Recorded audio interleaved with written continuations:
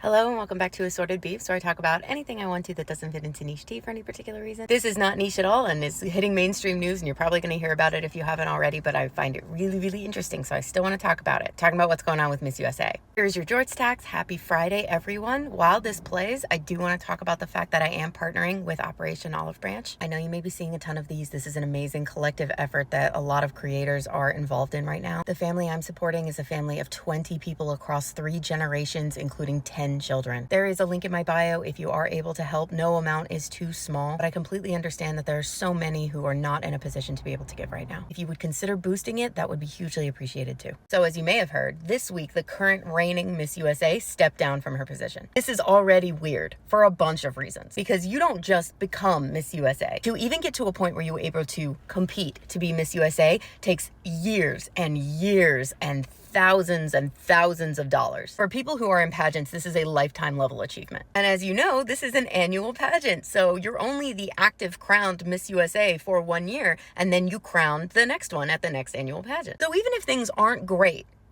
you stick it out. And she only had 3 months left. Then people noticed in her official statement on Instagram, where she explained that she was stepping down and said that it was due to mental health reasons, the first letter of each sentence in the statement, for like most of the statement, spelled out, "I am silenced." The odds of that not being intentional were astronomically low. Then 2 days later, Miss Teen USA also resigned. And at this point, everyone was like, okay, this is an organizational issue for sure. And tons of other beauty queens have come out specifically in support of both of these two. I saw in a video from another creator that supposedly none of the runner-ups are stepping up to take over the crown for these positions, which is what normally would happen. And then I believe literally yesterday, NBC reported that they got a copy of Miss USA's, I believe, internal resignation letter, and it's much more specific. In it, she accuses both the organization as a whole and the current CEO, a woman named Layla Rose, of being toxic, controlling, and permissive of harassment. She claims she was constantly being reprimanded for things that were never made clear to her why. And she made a specific point to say, though I am paraphrasing, that it felt arbitrary, in some cases at least. Like, she specifically mentions being reprimanded for social media posts that don't break any rules of conduct for Miss USA, but Rose just didn't like them. They even allegedly threatened to take her salary away.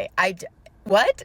She also claims that she was put in positions where she would have to deal with mistreatment and harassment from outside people, usually men. And when she brought this up to the CEO, she was basically told to deal with it because she's a public figure. Like, excuse me? I will say that knowing the history of this organization, this does not surprise me at all. Both Miss USA and Miss Universe were owned/co-owned, in the case of Miss Universe, by Donald Trump for nearly 20 years. And conversely to Miss America, which I think some people don't realize those are 2 separate pageants, I have mixed feelings about pageantry as a whole, but I do agree that the best way for it to be a non-toxic space is for it to specifically cater to female gaze as much as possible. And Miss America is actively trying to do that in a number of different ways, whereas Miss USA, not really. So even though the current CEO of Miss USA is a woman, it doesn't surprise me that she would subscribe to like a shut up and be a pretty doll and do what I say type of approach. I am so incredibly proud of both Miss USA and Miss Teen USA and anyone else who is in the pageant world who is supporting them right now, because this could effectively end their pageant careers. And while that may not mean as much to Miss USA, who probably only would have gone on to Miss Universe after this, for the rest of them, they had a lot more that they could probably still do. And these are women who have dedicated so much of their lives to this and probably really, really love it. You have to, I feel like. But I think, again, that just further emphasizes how bad it has to be